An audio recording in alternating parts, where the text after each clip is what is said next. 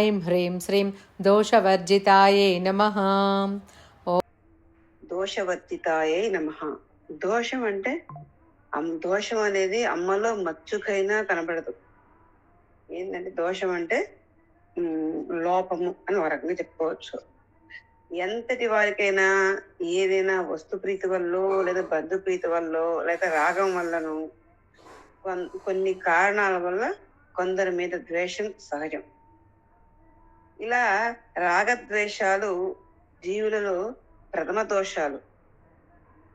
ఇవి జీవాతీత స్థితి అయినటువంటి తల్లికి, అమ్మ జీవం కాదు కదా, పరతత్వం. అందుకని ఆ తల్లికి ఈ రాగద్వేషాలు, ఈ దోషాలన్నీ లేవు అమ్మకి. అందుకని అమ్మని దోషవర్జిత అంటున్నారు. దోషాలు అనేక రకాలుగా ఉంటాయి. ఈ దోషాలు అయితే ఏవి అమ్మకి లేవు. అందుకని అమ్మ దోషవర్జిత.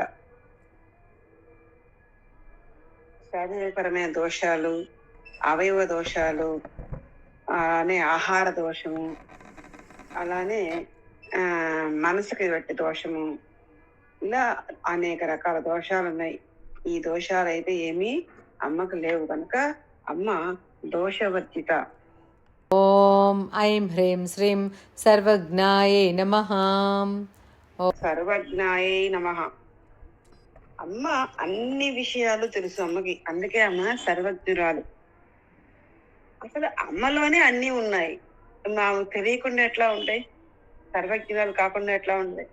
ఏవైతే ఉన్నాయి, విద్యలు కావచ్చు, చరాచర జగత్తు కావచ్చు, మరి బ్రహ్మాండాలు కావచ్చు, ఏవైనా అన్నీ ఉన్నాయి అమ్మలోనే. ఆమె సర్వజ్ఞురాలు. సకల లోకాలు, సకల శాస్త్రాలు అన్నీ కూడా తన శరీరంలో ఇమిడ్చుకున్నటువంటి దివ్య రూపధారి తల్లి. అందుకే అమ్మ సర్వజ్ఞ. సర్వజ్ఞుడు అంటే శివుడు, సర్వజ్ఞ అమ్మ. శ్రీనాథుడు, కవిసారభముడు శ్రీనాథుడు అంటాడు ఒకసారి, ఏమని? సర్వజ్ఞ నామధేయము ఆ శరువునికే అంటాడు. అంటే శరువుడు అంటే శివుడు, అంటే అన్ని ఎరిగినటువంటి వాడు శివుడు మాత్రమే అని అర్థం. మరి శివుడికి మాత్రమే సర్వజ్ఞుడు అంటే మరి ఆయా రూపాల్లో ఉండేది కూడా అమ్మే కదా. కాబట్టి అమ్మ సర్వజ్ఞ. సకల ప్రాణులకు ఏవో ఆలోచనలు వస్తూనే ఉంటాయి. అనేక కోటి బ్రహ్మాండాలు ఉన్నాయి ఈ సృష్టిలో. ఎవరి మనసులలో ఏమేమి ఆలోచనలు ఉన్నాయో ఎవరికి తెలుస్తుంది? ఎవరికి తెలుసు అంటే అందరినీ ఎరిగినటువంటి ఏకైక శక్తి ఆ జగదంబ. కాబట్టి ఆమెకే తెలుస్తాయి అన్ని. అందుకే ఆమె సర్వజ్ఞ. ఓం ఐం హ్రీం శ్రీం సాంద్రకరుణాయే నమః. సాంద్రకరుణాయే. కరుణ అది దట్టమైన కరుణ, అందుకని సాంద్ర కరుణ. సాంద్రం అంటే దట్టమైన, సాంద్ర కరుణ అంటే దట్టమైన కరుణ కలిగింది. అమ్మవారి యొక్క దయ చాలా ఆశ్చర్యకరంగా ఉంటుంది. కాబట్టి మిక్కిలి కరుణ గలది అని చెప్పి అంటూ ఉన్నారు ఇక్కడ. ఆ అపారమైన కరుణ ఎటువంటిదో ఎవరికీ అంత చిక్కదు. ఇక దయ, కరుణ ఈ రెండిటికి ఇంచుమించుగా ఒకటే అర్థం. కానీ వాస్తవానికి ఆ రెండిటికి తేడా ఉంటది. ఏంటి అంటే, మనకు తెలిసిన వారి మీద, బంధువుల మీద చూపించే జాలిని దయ అంటాం. అంటే మనకు తెలిసినటువంటి వాళ్ళ మీద చూపించేదాన్ని, ఆ జాలిని దయ అంటాం. ఏ సంబంధం లేని వారి మీద చూపించే జాలిని కరుణ అంటాం. అంటే అపరిచితులు, వాళ్ళెవరో కూడా తెలియదు, వాళ్ళ మీద చూపించేటువంటి జాలిని కరుణ అంటారు. అంటే దయ, కరుణ రెండింటికి మనకు తెలిసినటువంటి వాళ్ళ మీద జీవించేదేమో దయ, ఎవరో తెలియదు వాళ్ళు, అయినా వాళ్ళ మీద జీవించేది కరుణ. అమ్మ ఆమెకి ఒకళ్ళు వ్యక్తిగత బంధుత్వం గాని అట్లా ఏమీ లేదు. అమ్మ అందరినీ ఆదరిస్తుంది, అందరినీ ప్రేమిస్తుంది. అందుకే అమ్మని సాంద్ర కరుణ అని అంటున్నారు ఇక్కడ. ఒకసారంట ఒక ఎలుక ఉంటే ఆ ఎలుకని ఒక పిల్లి చూసింది. ఏముంది, పిల్లికి ఎలుకకి జాతి వైరం ఉంది. కాబట్టి పిల్లి ఎలుకని చంపడానికి దాని వెంటబడింది. ఎలుక ఏమో ప్రాణభయంతో పరుగు తీసింది. అయితే ఆ పరిగెట్టింది ఎక్కడ అంటే అమ్మవారి దేవాలయంలో. అక్కడ ఆలయంలో అమ్మ చుట్టూ తిరిగింది అక్కడ ఏది చావు తప్పించుకోవడం కోసం.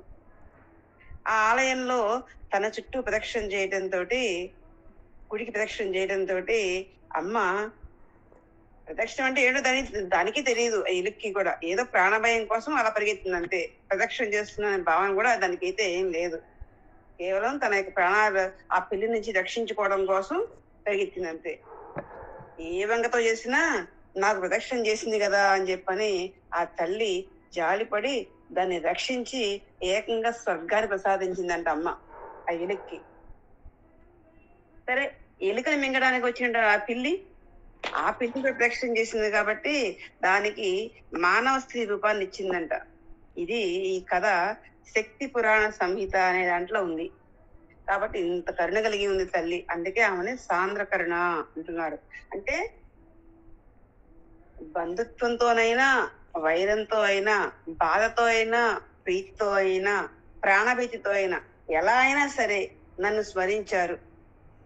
వారు ఇంతకు ముందు నన్ను నిందించిన వారైనా సరే ఇప్పుడు నన్ను స్మరించారు కనుక వాళ్ళని క్షమించి అనుగ్రహిస్తుంది అమ్మ.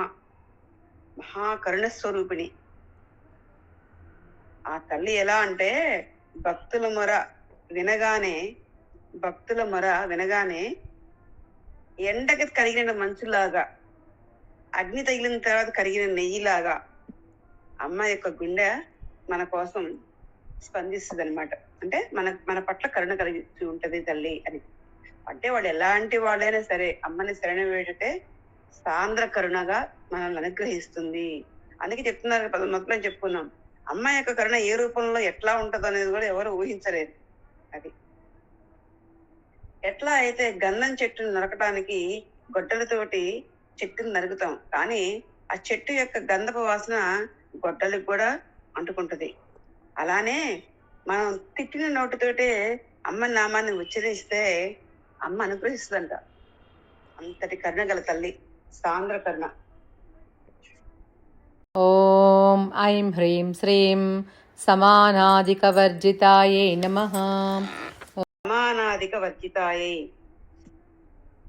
సమాన అధిక వర్జిత, అమ్మతో పాటు సమానమైనటువంటి వాళ్ళు గాని, అమ్మ కంటే అధికులైనటువంటి వాళ్ళు గాని ఈ సృష్టిలో లేరు. ఇది ఈ శ్లోకం, ఈ నామం యొక్క అర్థం.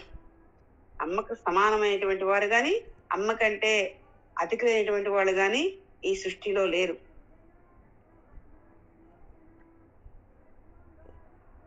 ఇక మనము మంత్రపుష్పను చదువుతాం.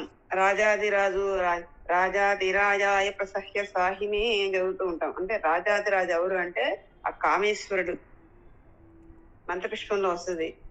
తల్లి ఆ కామేశ్వరుణ్ణి తన శరీరంలో కుడి భాగం నుంచి సృష్టించి తన భర్తగా చేసుకుంది.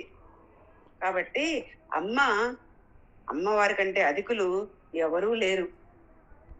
అంటే ఒక రకంగా అమ్మ కామేశ్వరుడు ఇద్దరు ఒకటే. అది కామేశ్వరుడు ఎక్కడో అమ్మ కంటే అధికమా అంటే కాదు, అమ్మలోని భాగమే.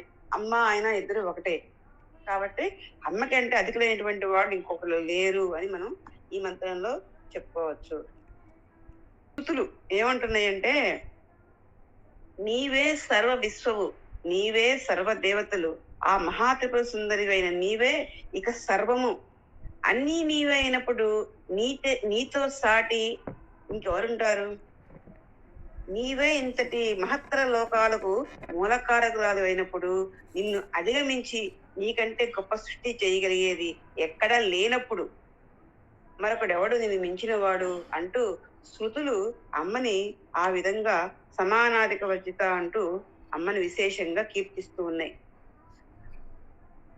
అంటే అమ్మ కంటే అధికమైనటువంటి శక్తి ఇంకొకటి లేదు, అమ్మతో సాటి గల వారు ఇంకొకటి లేరు అని ఈ మంత్రం యొక్క మీనింగ్.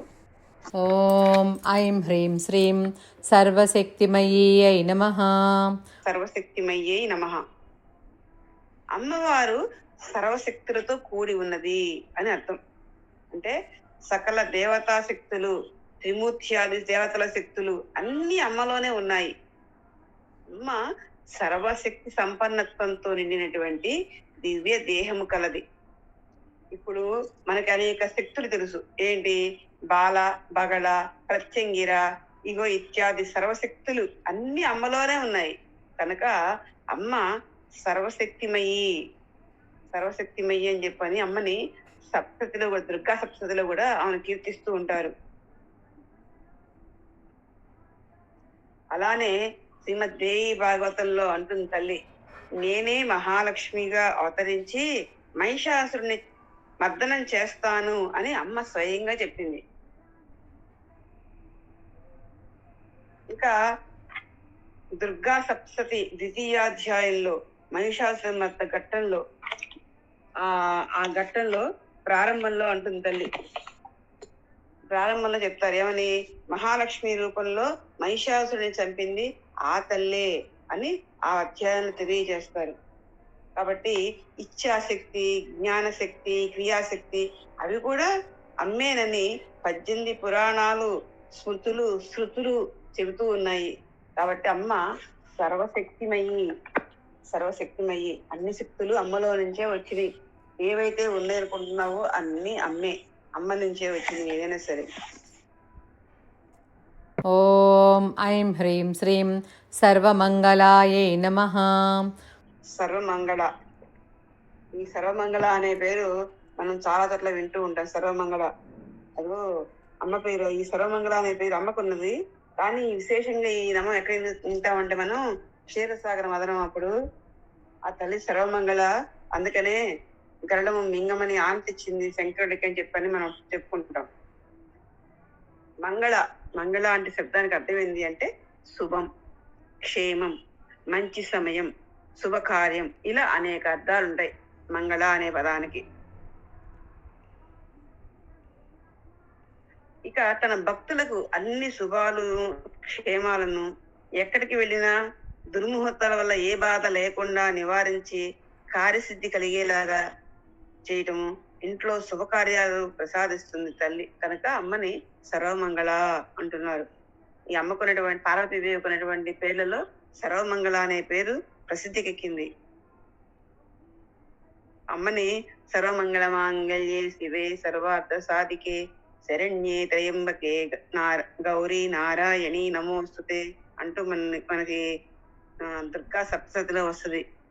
అంటే అమ్మ యొక్క నామస్మరణ చేసేవారికి, అమ్మవారి యొక్క అనుగ్రహం పొందిన వారికి శుభాలే తప్ప అశుభాలు ఉండవు. ఆ తల్లి సర్వమంగళ. ఇక అశుభాలు అంటే అర్థం ఏంటి? ఆయువు తీరకుండా చనిపోవటము, బాల్యంలో మరణించటము, పెళ్ళయ్యాక భార్యాభర్తలు అశాంతితో ఉండటము, దుర్భర దారిద్ర్య రోగాలు, శత్రుపీడ, ఇవన్నీ అశుభాలు. మరి శుభాలు అంటే ఎక్కువ కాలం జీవించి వార్ధక్యంతో మరణించటం, ఉన్నంత కాలం సాధ్యమైనంత వరకు అనారోగ్యం లేకుండా బతకటం, యాచన అవసరం లేకుండా సంపదలతో బతకటం, ఇలాంటివన్నీ మంగళప్రదాలు అన్నమాట. ఇవన్నీ కూడా తల్లి తన భక్తులకు ప్రసాదిస్తుంది. కాబట్టి అమ్మ సర్వమంగళ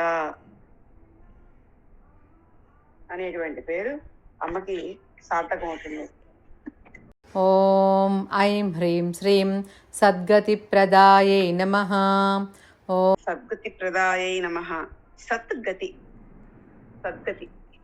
అంటే ఉత్తమ లోకాలను కలిగిస్తుంది అని అర్థం. అమ్మవారు సద్గతులను ఇస్తుందంట, అది మీనింగ్. అంటే ఉత్తమ లోకాలను ప్రసాదిస్తుంది. ఉత్తమ లోకాలంటే ఆత్మజ్ఞానాన్ని సద్గతి అంటారు. అమ్మ అనుగ్రహం ఉంటే ఆత్మజ్ఞానం వస్తుంది. కాబట్టి అమ్మ సద్గతి ప్రద. అది అమ్మ సద్గతి ప్రసాదించినది ఇవో పురాణాల్లో చాలా చోట్ల ఉంటుంది. దేవి భాగవతంలో బ్రహ్మ విష్ణు మహేశ్వరులు అమ్మని అడుగుతారు, నీవే దిక్కుని నమ్ముతున్నాము, మమ్మల్ని అనుగ్రహించు అని ప్రార్థించారు. అప్పుడు అమ్మ వారిని పిలిచి ఈ నామంతో పిలిచారు. అమ్మని అమ్మవారిలా చూడకుండా తనను పెళ్లి చేసుకోమని రాయవారం పంపినటువంటి మహిషాసురుని కూడా వధించి తన సన్నిధి ప్రసాదించింది. అంటే దుష్టులైనటువంటి వాళ్ళు కూడా సంహరించి తన సన్నిధికి తీసుకుంది. సద్గతి అది అని చెప్పడం కోసం చెప్తూ ఉన్నారు. సప్తసతిలో అక్కడ వైశ్యుడు ఒక ఉంటాడు. ఆ వైశ్యుడు అమ్మని కోరతాడు, నాకు మోక్షాన్ని ఇవ్వమ్మా అని. ప్రసాదిస్తుంది తల్లి. తర్వాత ఆ ఒక కథ వస్తుంది, గుణనిధి అని చెప్పని ఒక కథ వస్తుంది. ఆ కథలో అతడు అన్ని అతను మామూలుగా ఒక యజ్ఞాలు చేసేటువంటి ఒక బ్రాహ్మణుని కొడుకు, కానీ ఆ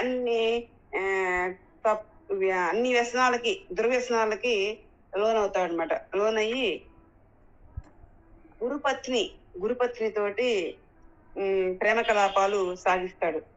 ఆ తర్వాత ఆమె కోసం గురువునే చంపుతాడు. ఇలా అనేక ఘోరాలు పాపాలు చేశాడంట ఎవరు, ఆ గుణనిధి. కానీ చచ్చేటప్పుడు అమ్మని ఎలుగెత్తి పిలిచాడంట. ఆ మాత్రానికి తల్లి ఆయన మీద కరుణను చూపించి, అక్కడ ఆయన చచ్చిపోయిన తర్వాత పాతి పెడతారు కదా, అక్కడ రుద్రాక్ష మొలిచేటట్టుగా చేసి అతని పాపాలు తొలగించి స్వర్గాన్ని ప్రసాదించిందంట. అంటే ఏంటంటే టోటల్ గా ఎంత నీచుడైనా సరే వాళ్ళు అమ్మని శరణ పొందితే అనుగ్రహించి కరుణించేటువంటి అపార కరుణానిధి. అందుకనే సద్గతి ప్రద అని ఈ లలితా సహస్రనామంలో అమ్మని ఈ పేరుతోటి వాగ్దేవతలు వర్ణిస్తూ ఉన్నారు. ఓం ఐం హ్రీం శ్రీం సర్వేశ్వరీయై నమః. సర్వేశ్వరీ నమః. సర్వ ఈశ్వర్యై నమః. ఈశ్వరి అంటే రాణి, అధిష్టాన దేవత ఈశ్వరి. అమ్మ సర్వేశ్వరి అంటే అమ్మ అన్ని లోకాలకి అధిష్టాన దేవత, సమస్త లోకాలని శాసించే తల్లి. సాధారణంగా ప్రతి జీవి శాసనానికి ఒక పరిమితి ఉంటుంది. మహావిష్ణువు అంటాడు, సాక్షాత్ మహావిష్ణువు అమ్మవారిని స్తుతిస్తూ అంటాడు, ఏమని, మాకు కూడా కొన్ని పరిమితులు ఉన్నాయి, కానీ నీ అనంత శక్తికి పరిమితులు లేవు. నీవు మా అందరికీ ఈశ్వరివి, కాబట్టి నీవే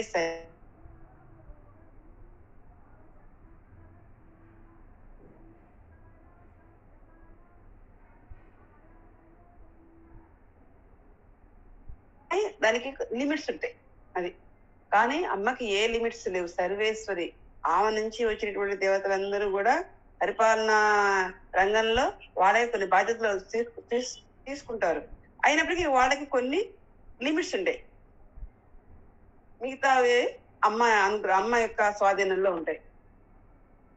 అమ్మ సర్వేశ్వరి సకల భువన బ్రహ్మాండాలను కూడా తన సైగతోటి, సంకల్ప మాత్రంతో సృష్టించి పోషించి నశింపజేసే శక్తి కలదు కనుక అమ్మ సర్వేశ్వరి.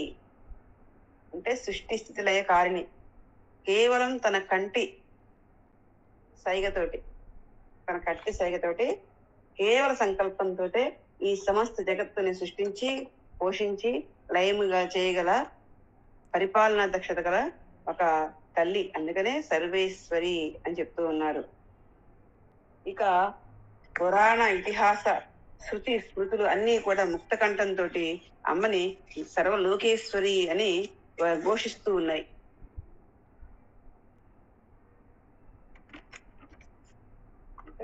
సర్వలోక పాలకురాలు, సర్వశక్తిమంతురాలు తల్లి, సద్గతి ప్రదాయిని.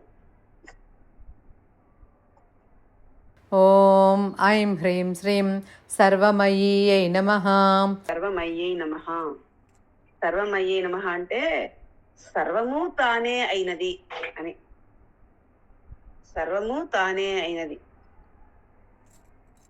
అంటే వేదంలో ఉండే చూడండి మంత్రం, పతిం విశ్వస్యాత్మే స్వర్గం ఆత్మై వేదగం సర్వం అని వేదవాక్యం. అంటే ఏంటంటే అన్నిటినీ శాసించాలి అంటే సర్వము తానే అయి ఉండాలి. అంతటా తానే ఉండి అన్నీ తాను కాకపోతే లోకాలను శాసించడం అసంభవం. అన్నీ తానే అయి ఉండాలి, అంతటా తానే ఉండాలి. అప్పుడు మాత్రమే అందరినీ శాసించగలరు, సర్వము శాసించగల శక్తివంతురాలు కాగలుగుతుంది.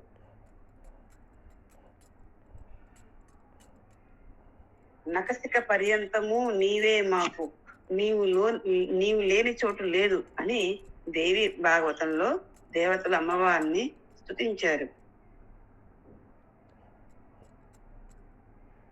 అమ్మ అంటుంది ఏమని, నేను సమస్త లోకాలను నా నుండి ఆవిర్భవించినటువంటి ఆహార పదార్థాలతో పోషించి భరిస్తున్నాను. నేను సర్వమయిని అని చెప్పి వారిని అని చెప్పిన వారిని రక్షించింది. ఎక్కడ? సప్తసతి అనేటువంటి గ్రంథంలో మనకి ఆ విషయం తెలుస్తుంది. అంటే ఈ సర్వ జగత్తు నుంచి అమ్మ తన నుంచే వచ్చేటువంటి ఆహార పదార్థాలతో ఈ సర్వ జగత్తుని రక్షిస్తుంది, పోషిస్తుంది అనేటువంటి విషయాన్ని ఇక్కడ ఈ మంత్రం ద్వారా చెప్తూ ఉన్నారు. ఓం ఐం హ్రీం శ్రీం సర్వమంత్రస్వరూపిణ్యై నమః. సర్వమంత్రస్వరూపిణ్యై నమః. సర్వమంత్రస్వరూపిణి. మంత్రాలు మొత్తం 7 కోట్లు ఉంటాయని పురాణాల్లో చెప్తూ ఉన్నారు. 7 కోట్ల మంత్రాలు ఉన్నాయంట. ఒక్కొక్క మంత్రానికి ఒక్కొక్క ప్రయోజనం కోసం ఆ జగదంబే స్వయంగా నిర్మించింది మంత్రాలని. కొన్నిటిని అమ్మవారి రూపంలోనూ, కొన్నిటిని త్రిమూర్తుల రూపంలోనూ, కొన్నిటిని ఋషుల రూపంలోనూ లోకానికి అందించింది తల్లి.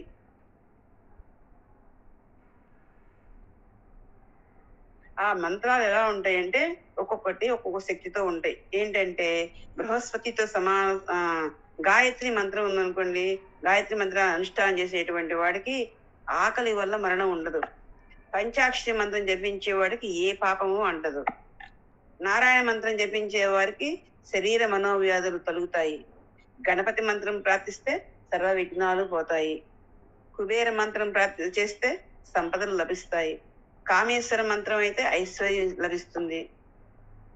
ఘనమైనటువంటి రోగాలు పోవాలి అంటే సుబ్రహ్మణ్య మంత్రాన్ని అనుష్ఠించాలి. కార్యసిద్ధి కలగాలంటే హనుమత్ మంత్రాన్ని అనుష్ఠించాలి. ఇలా అనేక మంత్రాలు అందించింది మాత. మంత్రాలలో ఇహము పరం అంటే జీవించి ఉన్నంత కాలం ఈ లోకంలో సర్వసుఖాలు అందించి శరీరం విడిచిపెట్టాక తన సన్నిధిని ఇస్తుంది తల్లి. అదే మంత్రం అంటే మహామంత్రం, పంచదశి మహామంత్రం. సర్వ బీజాలని జపించే వాడికి ఇచ్చే శక్తిని ఇంచుమించు సరిపోయే శక్తి ఈ పంచదశిలోనే ఉంది. పంచదశిలోని ఒక్క అక్షరం జపించినా కూడా అంత శక్తి వస్తుందంట. అందుకే ఇటువంటి మంత్రం ఇంకొకటి లేదు అని శ్రీ లలితా త్రిశతి దానిలో తెలియజేశారు. కాబట్టి మహామంత్రం అన్ని మంత్ర స్వరూపం తల్లి అని చెప్తూ ఉన్నారు. టోటల్ గా అన్నిటికంటే పరమమైనటువంటిది అన్ని మంత్రాలకి మంత్రరాజం శ్రీచక్రరాజ మంత్రం కదా, పంచదశి మంత్రం. ఓం ఐం హ్రీం శ్రీం సర్వయంత్రాత్మికాయై నమః. సర్వయంత్రాత్మికాయై నమః. ఆత్మికాయ నమః అంటే అమ్మవారు అన్ని యంత్రాల రూపంలోనూ ఉన్నది. అమ్మని పూజించడానికి విగ్రహం కంటే యంత్రం శ్రేష్టమైనది. దేవతామూర్తులన్నిటికీ యంత్రాలు ఉంటాయి. దేవాలయాన్ని నిర్మించేటప్పుడు, విగ్రహ ప్రతిష్ఠ చేసేటప్పుడు విగ్రహాల కింద ఆయా విగ్రహాలకు సంబంధించిన యంత్రాల యొక్క రాగి రేకులు పెడతారు. వెండి, బంగారం, పంచలోహాలతో చేసినటువంటివి చెక్కించి వాటికి సంబంధించి మంత్ర అనుష్ఠానం చేసి జపం చేసి ఆ యంత్రాలకు దారపోసి ఆ శక్తిని ఆ మంత్రాలకు నిక్షిప్తం చేస్తారు. ఆ యంత్రాల్లో కొన్ని విష్ణు సంబంధమైనవి, కొన్ని సుదర్శన యంత్రాలు, నారాయణ యంత్రం, లక్ష్మీ యంత్రం ఇలా ఉంటాయి విష్ణుమూర్తికి సంబంధించినవి. అలానే శివుడికి సంబంధించినవి పాశుపతము, గౌరీ యంత్రము ఇట్లా కొన్ని ఉంటాయి. అలా అమ్మవారికి సంబంధించినవి అయితే కాళయంత్రం, శ్రీ యంత్రం, శ్రీచక్రం ఇలా ఉంటాయి. విష్ణుమూర్తి సంబంధించిన యంత్రాలకి విష్ణుమూర్తి అధిదేవత, శివుడికి సంబంధించిన వాటికి శివుడి అధిదేవత. కానీ ఈ సకల యంత్రాలకు అధిష్టాన దేవత ఎవరంటే అమ్మవారే. ఎందుకంటే ఆ యంత్రాలన్నీ కూడా శ్రీచక్రం నుంచే పుట్టాయి. అందుకనే యంత్రరాజం అంటారు. అంటే సకల మంత్ర యంత్ర సారం శ్రీచక్రం అన్నమాట. ఈ యంత్రాన్ని పూజిస్తే సకల యంత్రాలని పూజించినట్లే. సకల విగ్రహాల శక్తి, సకల యంత్రాల ఆత్మ, సకల మంత్రాల సారం అమ్మవారే. కాబట్టి సకల యంత్రాత్మిక అమ్మవారిని ఈ లలిత సహస్రనామంలో మనం ఈ మంత్రం ద్వారా తెలుసుకుంటున్నాం. ఏమని? సకల యంత్రాత్మిక, అన్ని మంత్రాల అన్ని యంత్రాల సారం తల్లి. అందుకే ఈ మంత్రం చెప్తూ ఉన్నారు. ఇక అమ్మవారి యొక్క మూల మంత్రంతో శ్రీచక్రార్చన చేసేటువంటి వాడికి తిరుగులేని ఆధిపత్యము, కీర్తి సుఖ సంతోషాలు కలుగుతాయి శ్రీచక్రార్చన చేసేటువంటి వాళ్ళకి. ఓం ఐం హ్రీం శ్రీం సర్వతంత్రరూపాయై నమః. సర్వతంత్ర రూపాయై నమః. వేదాల్లో ఉన్న వాటిని మంత్రాలు అంటారు. త్రిమూర్తుల చేత దేవతల చేత రచించబడినటువంటి వాటిని తంత్రాలు అంటారు. ఉమామహేశ్వర సంవాద రూపంలో ప్రసిద్ధికెక్కినటువంటి వామకేశ్వర తంత్రం ఒకటి. అవి మంత్రశాస్త్రాలన్నీ అమ్మవారి యొక్క స్వరూపాలే.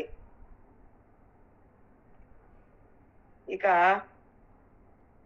అనేక మంత్రాలు తంత్రాలు అన్నీ కూడా అమ్మవారి యొక్క శరీర అవయవాలతో పోలుస్తూ ఉన్నారు. ఇలా ఇన్ని రూపాల్లో ఉన్నటువంటి అమ్మకి నమస్కారం అని చెప్పని ఈ మంత్రం ద్వారా తెలుసుకోగలుగుతాం. సర్వతంత్ర రూపాయ నమః. సర్వతంత్ర రూపాయ అంటే మనకి ఒక్కొక్క తంత్రానికి అమ్మ యొక్క ఒక్కొక్క అవయవంతో పోలుస్తూ ఉంటారు. మనకి వామాచార, కౌళాచార, దక్షిణాచార, సమయాచార అనేది పద్ధతుల్లో అమ్మని ఆరాధిస్తూ ఉంటారని చెప్పుకున్నాం.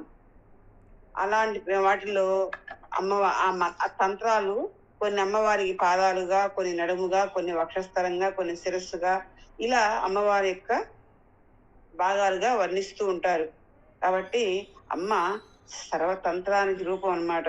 అందుకనే ఇక్కడ చెప్తూ ఉన్నారు ఏమని, అన్ని తంత్రాలు అమ్మవారే అని మనకి ఈ మంత్రం ద్వారా తెలియజేస్తూ ఉన్నారు. ఓం ఐం హ్రీం శ్రీం మనోన్మనీయై నమః. మనోన్మన్యై నమః. మనోన్మన్యై నమః అంటే మానవులకి శిరస్సు పైన బ్రహ్మరంధ్రం అనేది ఒకటి ఉంటుంది.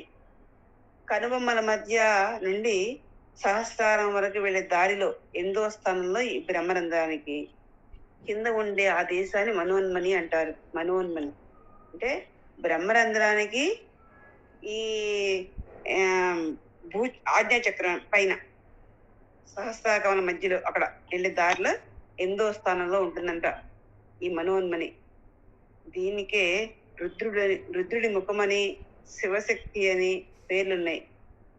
అక్కడ చూపుని నిశ్చయంగా నిలపగలిగితే మనసు కూడా క్రమంగా నిలకడగా ఉంటుంది. అప్పుడు దృష్టి మనస్సు రెండూ నిశ్చలమైతే యోగాభ్యాసంలో పట్టు వస్తుంది. అప్పుడు మనస్సు సంకల్ప వికల్పాలు చేయకుండా అతీతం అవుతుంది. మనస్సులో అప్పుడు ఏ విధమైన కోరిక పుట్టదు, మనస్సు పెరద్రవ పట్టదు. ఇదే మనసు యొక్క ఉచ్చ స్థితి, అంటే ఉన్నతమైనటువంటి స్థితి. అదిగో ఆ స్థితి అక్కడ ఉన్నప్పుడు ఈ త్రిపుటి నశిస్తుంది అనమాట. అప్పుడు మానవులు సహస్రార గమనంలో జ్ఞానం అనేటువంటి అమృతం ప్రవహిస్తుంది. అమృతం వస్తే పరిపూర్ణత్వం వచ్చినట్టే. కాబట్టి అప్పుడు సాధకుడు పరిపూర్ణమైనటువంటి సాధకుడుగా అవుతాడు. ఇలా మనోన్మన్యై నమః, మనోన్మన్యై నమః అంటే ఆజ్ఞాచక్రం పైన ఉన్నటువంటి ఆజ్ఞాచక్రం నుంచి సహస్రానికి వెళ్ళే దారిలో 8వ స్థానంలో ఉన్నటువంటి దారికి మనోన్మని అన్నారు. ఆ బ్రహ్మరంధ్రానికి వెళ్ళే దారికి మధ్యలో 8వ స్థానంలో ఉన్నటువంటిది. అంటే మనం చెప్పుకున్న ఆజ్ఞాచక్రం నుంచి పైకి వెళ్ళేటప్పుడు 8 నాడులో ఉంటాయి. దాంట్లో ఒక నాడి మనోన్మని. అది అక్కడికి వెళ్తే కనుక మీ యొక్క మనస్సు చెప్పుకున్నాం ఇప్పుడు మనం ఉచ్చ స్థితిలో ఉంటుంది, త్రిపుడి నశిస్తుంది. అప్పుడు మనసు భావాతీత స్థితిని అందుకోవడానికి అవకాశం ఉంటుంది. అది మనకి ఇక్కడ చెప్తూ ఉన్నారు. ఇక తర్వాత ఏం చెప్తున్నారు అంటే, సాధకుడిని తన మనసుతో అనుగ్రహించేటువంటి ఉత్తమ మనస్కురాలు తల్లి. అందుకని మనోన్మన్యై నమః అంటున్నారు. పరమేశ్వరుని మనోన్మనుడు అంటారు. పరమేశ్వరుణ్ణి మనోన్మనుడు అంటారు. మరి ఆ పరమేశ్వరుడు మహాత్ముడు, పరమేశ్వరుడు ఇల్లాలు కాబట్టి అమ్మవారిని మనోన్మని అని ఇక్కడ సూచిస్తూ ఉన్నారు. ఓం ఐం హ్రీం శ్రీం మహేశ్వర్యై నమః. ఓం మహేశ్వర్యై నమః. ఇంకా వేదాలలో మొదటి స్వరం ఏంటి? ఓం అంటే ప్రణవం. ఈ ఓంకారం అకార ఉకార మకార యంత్ర స్వరూపం. ఇదే త్రిమూర్తులకి మూలం. దీని నుండి ప్రకృతి పురుషుడు ఆవిర్భవించారు. సకల లోకాలకు అధిపతి అయిన మహేశ్వరుడు ఈ వేదియే. అంటే సకల చరాచర జగత్తును సృష్టించి పోషించి లయం చేసే దివ్య శక్తిని మహేశ్వరుడు అంటారు.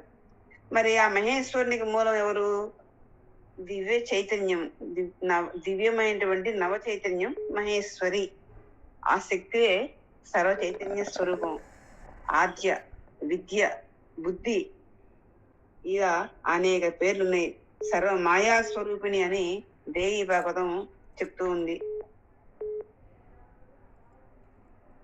పరతరమైనటువంటి శక్తి లేనిది మహేశ్వరి. అంటే ఈ వేరే ఆమెకు మించినటువంటి శక్తి ఇంకోటి లేదు అని చెప్పడం. ఇలా కాలస్వరూపిణి తల్లి మహేశ్వరి అని ఉపనిషత్తులు కూడా తల్లిని సూచిస్తూ ఉన్నాయి. ఇక అమ్మవారే చెప్తుంది ఏమని? స్వయంగా దేవతలు చెప్తుంది ఏమని? తనకు పైన మరొక ఈశ్వరుడు లేడు, అందుకే తాను మహేశ్వరిని అని దేవతలతో అన్నది. నా పైన ఇంకొక ఈశ్వరుడు ఎవరు లేరు, అందుకే నేను మహేశ్వరిని అని తెలియజేస్తూ ఉంది తల్లి. మహేశ్వరి నమః. మహేశ్వరుడి భార్య కాబట్టి మహేశ్వరి అనుకోవచ్చు. లేదు, చెప్పుకున్నాం తన పైన ఇంక పరిపాలించేటువంటి శక్తులు ఇంకొకటి ఎవరు లేరు కాబట్టి నేను మహేశ్వరిని, మహేశ్వరి నమః అని తనే చెప్పింది దేవతలందరికీ. ఓం ఐం హ్రీం శ్రీం మహాదేవీయై నమః. ఓం 209 మహాదేవ్యై నమః. మహాదేవ్యై నమః అంటే మహాదేవుని పత్ని కాబట్టి మహాదేవి. ఇంకొకటి ఏంటంటే అపరిచ్ఛిన్నమైనటువంటి దివ్యమైనటువంటి ఆకృతి కలది. ఇక మహాదేవుడు అనే పేరు ఎందుకు వచ్చిందంటే ఆయనకి చంద్రమూర్తి అయినటువంటి శివునికి మహాదేవుడు అని పేరు. ఆయన పత్ని కాబట్టి మహాదేవి. అంటే చంద్రమూర్తి అంటున్నాం కదా, చంద్రుడికి భార్య ఎవరంటే రోహిణి. ఆ రోహిణి రూపంలో కూడా తల్లి గండకీ నదీ తీరంలో ఉన్నటువంటి చక్రతీర్థం అనేటువంటి క్షేత్రంలో అధిష్టాన దేవతగా ఉందండి తల్లి. అంటే చెప్పాక ఒక్కొక్క మాటకి ఎన్ని అర్థాలు ఏం చెప్పుకోవచ్చు అనమాట. ఇక్కడ మహాదేవి, మహాదేవి నమః. మహాదేవి నమః అంటే ఇంకొక అర్థం ఏంటంటే సాలగ్రామాన్ని మహాదేవుడు అంటారు.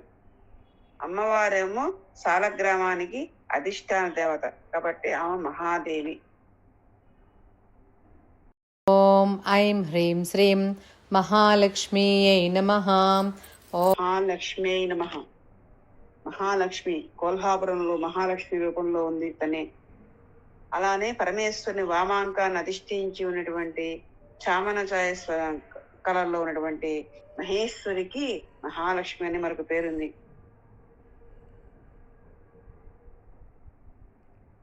అలానే పడమటి సముద్ర తీరంలో ఒక రహస్య పర్వత ప్రాంతంలో పూజింపబడుతున్న దేవి మహాలక్ష్మీదేవి.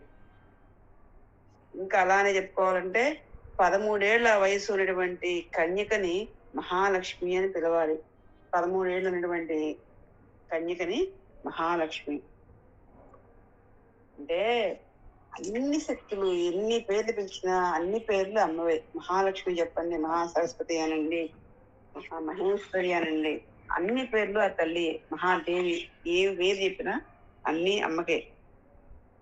ఒకప్పుడు త్రిమూర్తులు అమ్మవారు తన సన్నిధానం రప్పించుకుంది త్రిమూర్తుల్ని. ఆ తర్వాత తన శరీరం నుంచి 3 దివ్య శక్తులు సృష్టించింది. వాళ్ళే ఎవరు? మహాలక్ష్మి, మహాకాళి, మహాసరస్వతి. మహాలక్ష్మినేమో విష్ణుమూర్తి పత్నిగా ఇచ్చింది. ఈ తల్లిని త్రిగుణాత్మిక అంటారు. ధనధాన్యాది విధి భాగ్యాలు కల్పించే శక్తి మహాలక్ష్మి, శ్రీ మహాలక్ష్మి. సకల శుభ లక్షణాలు కలిగి ఉండటం వలన అమ్మను మహాలక్ష్మి అంటారు. మహాలక్ష్మి రూపంలో ఉండేది ఎవరు అంటే మాతే, శ్రీమాతే. సకల పదవులను అనుగ్రహించే శక్తిని మహాలక్ష్మి అంటారు. ఆ లక్ష్మిని, ఆ తల్లిని సేవిస్తే మోక్షలక్ష్మి కూడా చేపట్టవచ్చు అని దేవి భాగవతం, కాళికా పురాణాలు కూడా చెప్తూ ఉన్నారు. ఇక మహాలక్ష్మి రూపంలో తల్లి మహిషాసురుని సంహరించిందని దుర్గా సప్తశతిలో కూడా వచ్చింది. ఓం ఐం హ్రీం శ్రీం మృడప్రియాయే నమః. మంత్రం మృడప్రియాయే నమః. మృడు అంటే శివుడు. మృడు అంటే శివుడు.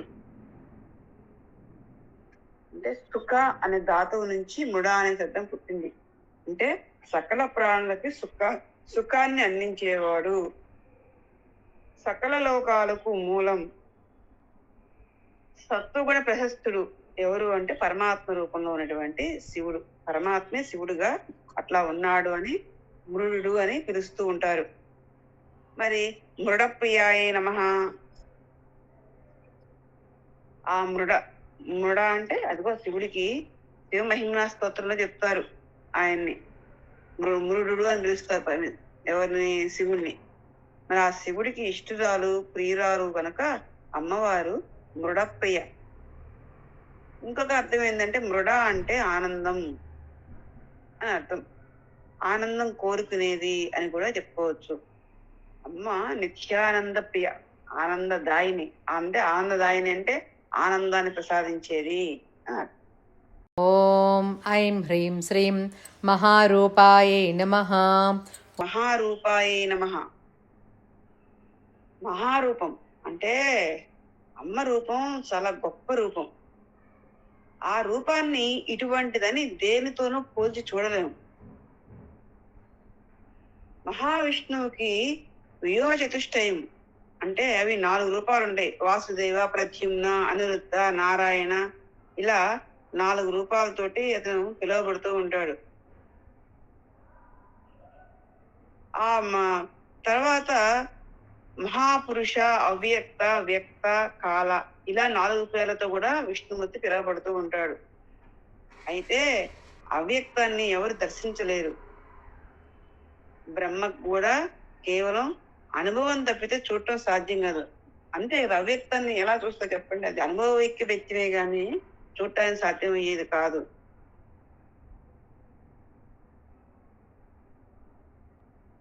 ఇలా అమ్మవారి యొక్క సుమేధుడు అనేటువంటి మహర్షి ఈయన సురధుడు అంటే సురధుడు అనే మహారాజు ఉన్నాడు. ఆయన దగ్గర అమ్మవారి యొక్క కథలన్నీ విని ఈయనేం చేశాడు? ఆయన ద్వారా ఉపదేశం పొంది అమ్మవారి యాగం చేశాడు. ఛాయాదేవికి, సూర్యునికి ప్రస్తుతం కొడుకు కాబట్టి సూర్యమండలంలో ఉన్నాడంట ఈ సుమేధుడు. ఇక మనకి భవిష్యత్తులో మనువుగా సూర్య సావర్ణి అనే రూపంలో ఈయన రాబోతూ ఉన్నాడు సురధుడు. ఇదిగో ఇట్లా అనుగ్రహించింది ఎవరు అంటే తల్లి అమ్మవారి దర్శనం చేత ఇదిగో ఆ రూపాన్ని మహారూపం అంటున్నారు. అంటే అమ్మ అప్పుడు ఆవిష్కరించినటువంటి రూపం మహారూపంగా వర్ణిస్తూ ఉన్నారు. అంటే మహారూపం అంటే గొప్ప రూపం, ఇటువంటిది అని మనం పోల్చి చెప్పడానికి లేనటువంటి రూపం తల్లిది. అంటే మహాపురుష, వ్యక్త కాలముల కంటే కూడా గొప్పది అనేటువంటి స్వరూపం కలది.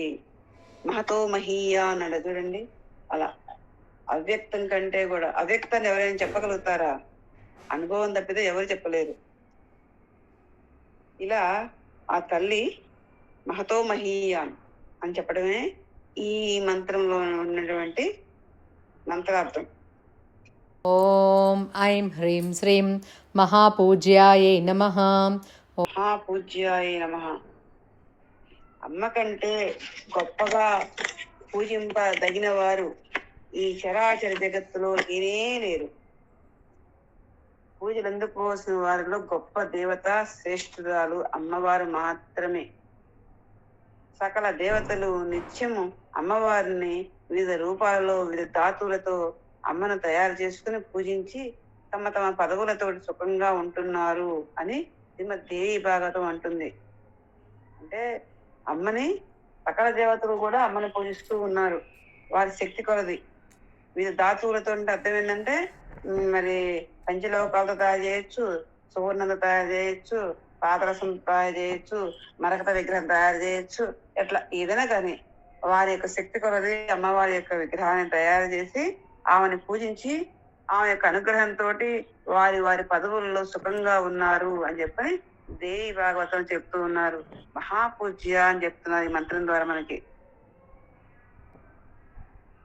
ఇక మహిషాసుర మర్దన సమయంలో సకల దేవతల తేజస్సులు, శక్తులు, ఆయుధాలు అన్ని స్వీకరించి ధరించింది తల్లి.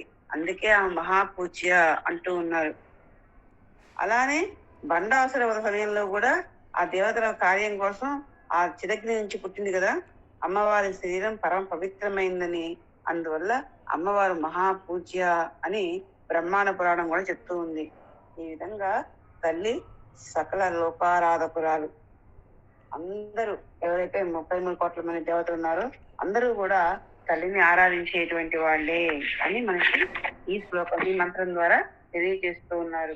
ఓం ఐం హ్రీం శ్రీం మహాపాతకనాశినీయై నమః.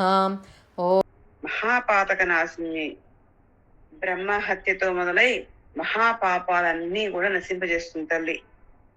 మహాపాతకం అంటే మనం చెప్పుకుంటాం, మహాపాతకాలను తొలగించేది శ్రీమాత అంటే. బ్రహ్మహత్యాది పంచమహాపాతకాలు, పంచమహాపాతకాలు, సప్త వ్యసనాల వల్ల వచ్చే పాతకాలు, ఇంకా మరి ఎన్నో ఉపపాతకాలు అన్నీ కూడా అమ్మవారి నామాన్ని స్మరిస్తే క్షణకాలంలో తొలగిస్తుంది తల్లి అని దేవి భాగవతం చెప్తుంది. కాబట్టి సప్త వ్యసనాలు, పంచమహాపాతకాలు, మరి ఉపపాతకాలు, దోషాలు చాలా ఉన్నాయి, పాపాలు చాలా ఉన్నాయి. ఇదిగో ఈ పాపాలన్నీ పోవాలి అంటే అమ్మవారి యొక్క నామాన్ని స్మరిస్తే చాలు, తక్షణమే తల్లి అనుగ్రహంతో అవన్నీ పోతాయి అని చెప్పని దేవి భాగవతం చెప్తూ ఉంది. ఇక తెలిసి గాని తెలియక గాని ఇతరుల్ని బాధ పెట్టడము, మానసికంగా బాధ పెట్టడము, ఇవన్నీ కూడా పాపాలే. మానసికంగా బాధ పెట్టడం కూడా పాపమే. మరి అమ్మ ఉన్నదే నమ్మి అమ్మను అనుసరించడం వల్ల సకల క్లేశాలు, పాపాలు పోతాయి. పాపాలు ఎక్కువగా చేస్తూ ఉన్నటువంటి, ధర్మాన్ని అనుష్ఠించినటువంటి ఈ కలియుగ మానవులకు అమ్మనామం ఒక్కటే శరణ్యం, వేరే దిక్కు లేదు. భయంకర పాతక నాశిని కేవలం జగదమ్మ మాత్రమే. కాబట్టి అమ్మ మహాపాతకాలను కూడా నశింపజేస్తుంది అని ఈ మంత్రం ద్వారా మనకి తెలుస్తుంది. ఓం ఐం హ్రీం శ్రీం మహామాయాయై నమః.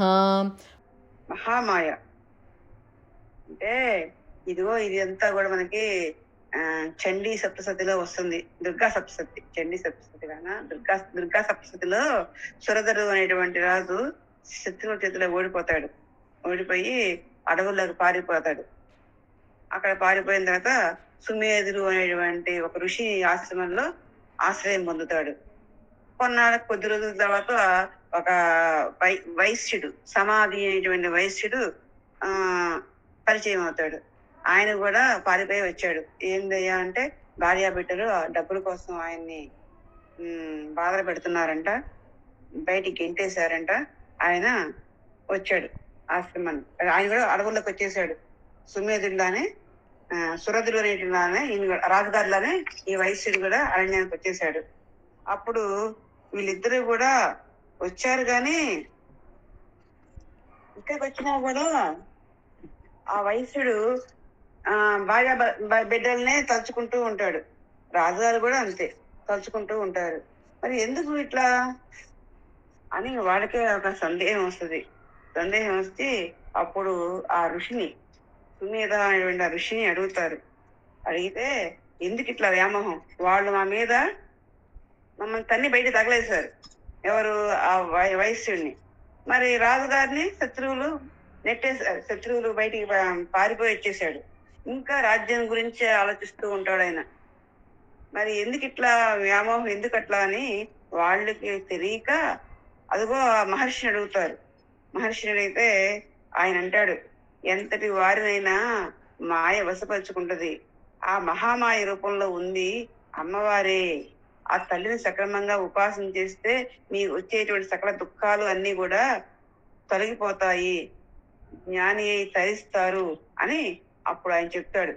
ఆ తర్వాత వాళ్ళు మహామాయ అమ్మని 3 సంవత్సరాల పాటు ఆరాధించి అమ్మ యొక్క అనుగ్రహంతో ఆ రాజుగారేమో తిరిగి రాజ్యాన్ని పొందుతాడు. ఆ వైశ్యుడేమో నాకు మళ్ళా ఈ సంసారాలు లంపడం వద్దు, నాకు మోక్షాన్ని ఇవ్వు తల్లి అంటే ఆ తల్లి మోక్షాన్ని ప్రసాదిస్తుంది. ఆ రాజుగారేమో రాజవుతాడు.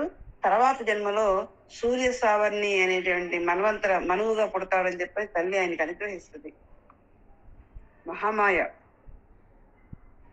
అలానే ఈ మహామాయ రూపంలో మనకు కనిపించేది ఎక్కడంటే దేవకీ వసుదేవులకి అష్టమ గర్భంగా మహామాయగా పుడుతుంటది తల్లి. ఈ తల్లి మహామాయగా పుట్టి శ్రీకృష్ణ మహిమని చెప్పి అంతర్ధానం అయిపోతుంది. ఇక జ్ఞానులను కూడా పరవశులను చేసేది మహామాయే. ఎంతటి విద్వాంసుడైనా ధన భోజన జనమోహంలో పట్టడానికి, నేను నాది అనే భ్రాంతి పొందటానికి ఈ మహామాయే మూలము అని ఉన్నది. కాబట్టి అమ్మని ఉపాసించే వారికి ఈ అన్ని దుఃఖాలకి హేతు మహామాయే. అమ్మని ఉపాసించేవారు ఈ మహామాయని అధిగమిస్తారు అని ఈ శ్లోకం ద్వారా మనకి తెలియజేశారు.